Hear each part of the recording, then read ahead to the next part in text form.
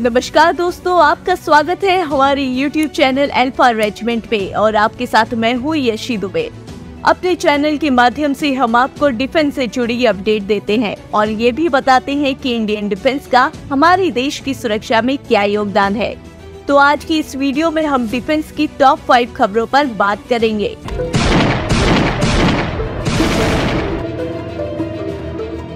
Alpha Regiment. Earn uniform, earn respect. Presents Defense News.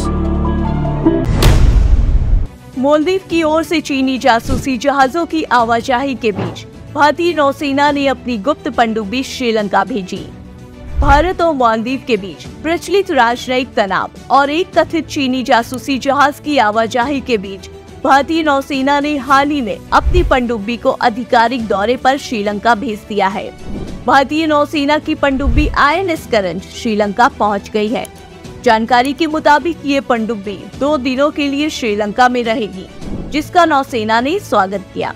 वहीं श्रीलंका ने कहा कि INS करंज 67.5 मीटर लंबी है और ऐसा माना जा रहा है कि ये भारत और श्रीलंका के बीच मजबूत समुद्री संबंधों का प्रतीक है।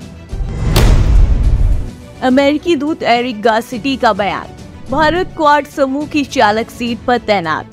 भारत में राजदूत एरिक गार्सिटी ने जयपुर लिटरेचर फेस्टिवल के 17वें संस्करण में अपने बयान में कहा कि भारत क्वाड की ड्राइविंग सीट पर तैनात है, जबकि अमेरिका सुधारात्मक स्टीयरिंग व्हील के साथ उसके बगल वाली सीट पर है।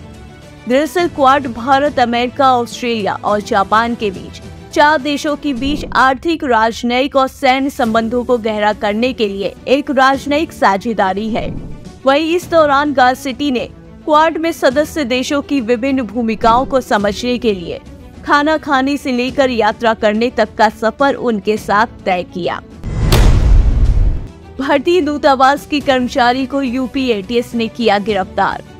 यूपी आतंकवाद निरोधक दस्ते ने पाकिस्तान की खुफिया एजेंसी ISI के लिए जासूसी करने के आरोप में रूस के मॉस्को स्थित भारतीय दूतावास के एक कर्मचारी को गिरफ्तार किया है। यूपी ATS ने बताया कि गिरफ्तार कर्मचारी की पहचान सत्येंद्र सिवाल के रूप में हुई है। वो विदेश मंत्रालय में मल्टीटास्किंग स्टाफ के रूप में काम करता था। आपको बता दें, ISI हैंडलर सत्येंद्र सिवाल पर आरोप लगा है कि उसने भारत के दूतावास, रक्षा मंत्रालय, विदेश मंत्रालय और भारतीय सैन्य इंस्टीट्यूट की गोपनीय सूचना लीक की है। वहीं ATS मेरठ यूनिट से पूछताछ में सत्येंद्र ने जासूसी की बात को कबूल किया है। रक्षा मंत्री का बयान, कहा भारत नौवहन, व्यापार और वाणिज्य की स्वतंत्रता का पक्षधर। अंतर्राष्ट्रीय व्यापार और समुद्री मार्गों में बढ़ते तनाव के बीच रक्षा मंत्री राजनाथ सिंह ने कहा कि भारत नेविगेशन, व्यापार और वाणिज्य की स्वतंत्रता और नियम आधारित विश्व व्यवस्था के लिए खड़ा है। आंध्र प्रदेश के विजाग में रक्षा मंत्री ने अदन की खाड़ी में एक ब्रिटिश जहाज पर हाल ही में हुए ड्रोन हमले का जिक्र करते हुए न केवल भारतीय बल्कि मित्र देशों के जहाजों को भी सुरक्षा प्रदान करने के लिए भारतीय नौसेना की सराहना की है।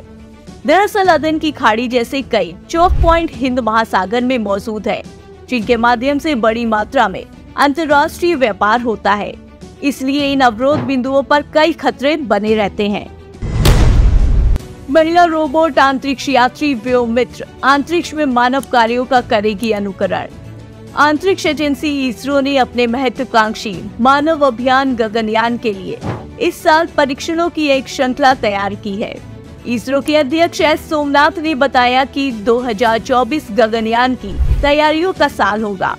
इसी को लेकर अब PMO में राज्य मंत्री डॉक्टर जितेंद्र सिंह ने कहा कि गगनयान में महिला रोबोट एस्ट्रोनॉट व्योममित्र स्पेस में जाएगी और गगनयान देश का पहला मानव स्पेस मिशन होगा, जिसमें स्पेस फ्लाइट में भारतीय एस्ट्रोनॉट्स को अंतरिक्ष में लाया जाएगा।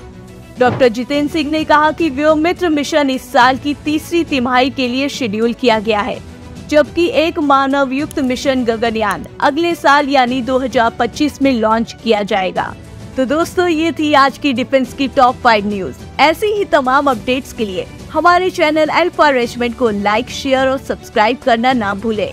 हम आपसे जल्द मुलाकात करेंगे अपने अगले वीडियो में। तब तक के लिए जय हिंद, जय भारत।